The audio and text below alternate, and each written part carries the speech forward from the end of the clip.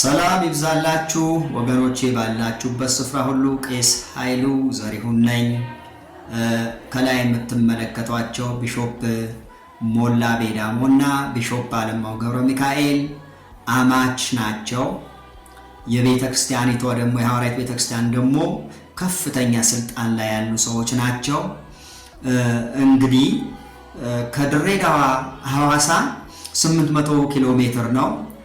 ቢሾፕ አለማው ገብረ ሚካኤል ሐረርጌ ምድር ላይ ለልጃቸው የምትሆን ሴት ጠፍታ ሐዋሳ መጥተው የቢሾፕ ሞላ ልጅ አጭተው ልጃቸውን ድረውታል። አሁን ደግሞ ሀገር አሜሪካን ውስጥ ነው የሚኖሩት። እንግዲህ ምን ታስቦ ነው ከዛ ሁሉ እዚህ የተመጣው? ቦርድ ላይ ደግሞ ከፍተኛ ስልጣን ላይ ያሉ ሰዎች ናቸው። ምናልባት ነገር አለማው ሲነካ ሞላ እንዲያግዝለት፣ ሞላ ሲነካ አለማው እንዲያግዝ ታስቦ ሊሆን የሚችል ጥርጣሬ አለኝ። እንግዲህ የምንመራቸው ምዕመናን ያስተማርናቸው ያጠመቅናቸው እና እነዚህ ታዲያ ማን ነው ነገ የሚያገባቸው? ከውጭ ሰው ሲመጣ እድላቸውን ታበላሻላችሁ፣ ስለሰው እኛ እናውቃለን፣ አትሆንህም፣ አትመጥንህም፣ መንፈሳዊ ባህሪዋ እድገቷ እኛ እናውቃለን፣ በኋላ ቤተክርስቲያን ችግር ውስጥ እንድትገባ እኛ አንፈቅድም እያላችሁ ያ እህቶችን የሚጠይቀው ወይም ለጋብቻ የምትሆነው እህት ይዞ ለመሄድ የመጣውን አስፈራርታችሁ የራሳችሁ ልጆችን ትድራላችሁ፣ ወይም እናንተ የምትወዱት የዘመዳችሁ ልጅ ትድራላችሁ።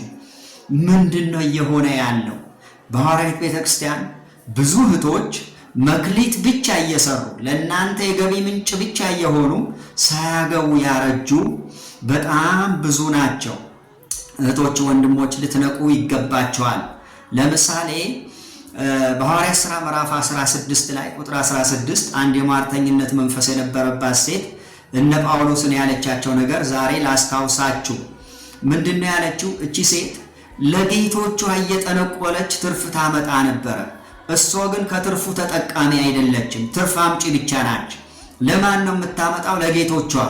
እናንተም መክሊት እየሰራችሁ ዘመናችሁን ሁሉ እዛ ቤት በጭስ በአመድ በአፈር እዛ እየሆናችሁ እድሜያቸው የጨረሳችሁ እህቶችና ወንድሞች እባካችሁ ልትነቁ ይገባል።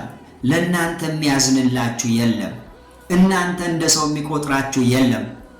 ዛሬ ስም መጥራቱ ተገቢ አይደለም፣ ጥሩ አይደለም እንጂ የቢሾፕ እንትና ልጅ የቢሾፕ እንትና ልጅ አገባት፣ የቢሾፕ እንትና ልጅ የቢሾፕ እንትና ልጅ አገባት የሚባለው እጅግ ብዙ ነው። ሌላው ማህበረሰብስ በእነሱ ዘንድ ተንቋል ማለት ነው። እነሱን አይመጥንም ማለት ነው። ድሮ እንዲህ ይባላል። ቤተ መንግስት አካባቢ የነበሩ ሰዎች ከነሱ ዝርያና ከነሱ ዘር ውጭ አያገቡም ነበረ። አሁንም የሐዋርያት ቤተክርስቲያን ቢሾፖች ወደዚህ ሲስተም እየሄዱ ነው። እህቶች ወንድሞች ልትነቁ ይገባቸዋል። ከ800 ኪሎ ሜትር ከድሬዳዋ ሐዋሳ ከተመጣ ምን ተፈልጎ ነው? እኮ የተፈለገው ተሟልቷል፣ ሆኗል። ሀገር አሜሪካ ሄደው የኖሩ ነው፣ ችግር የለም። የድሃው ልጅስ? የድሃ ልጅ እንኳን አሜሪካን ሄዶ ሊማር እንኳን አሜሪካን ሀገር ሊሄድ ከተማ ላይ እንኳን የመኖር አቅም አጥቷል። ለእናንተ የሚያስብላችሁ ያለ አይምሰላችሁ። ጥንቃቄ አድርጉ፣ ይግባችሁ። ሩት አንድ ነገር ተባለች፣ ተነሺ፣ ታጠቢ፣ ተቀቢ ተባለች። ራሳችሁን ጠብቁ፣ ራሳችሁን ጠብቁ፣ ራሳችሁን አትጣሉ። ሁሉ ጊዜ እዛ ጭስ ውስጥ እየሆናችሁ ማንም ያያችሁ እንዴ? የአብርሃም ሎሌ እኮ ርብቃ ትክ ብሎ ይመለከታት ነበር ይላል መጽሐፍ ቅዱስ። ዘፍጥረት 24ን አንብቡ። ትክ ብሎ ይመለከታት ነበር ይላል። እንዴ ሲያዩት ያላማረ ሲበሉት ያቀራል ይላል የሀገሬ ሰው። እባካችሁ መጫወቻ አትሆኑ፣ ይብቃችሁ። የነዚህ የቢሾፖቻችሁ ሲስተም እወቁ። ዛሬ የአንዳንድ ቢሾፖች ልጆች የት ነው ያሉት? አገር ውስጥ አሉ እና ተራው ማህበረሰብ የሚማርበት ትምህርት ቤት ገብተው ይማራሉ። ልትነቁ ይገባል። እኔ እንግዲህ እግዚአብሔር የማስጠንቀቂያ ደወል ብሎኛል፣ እደውላለሁ። የሚሰማኝ ይጠቀማል። ተባረኩ። ቸር ይግጠመን። ቄስ ኃይሉ ዘሪሁን ነኝ።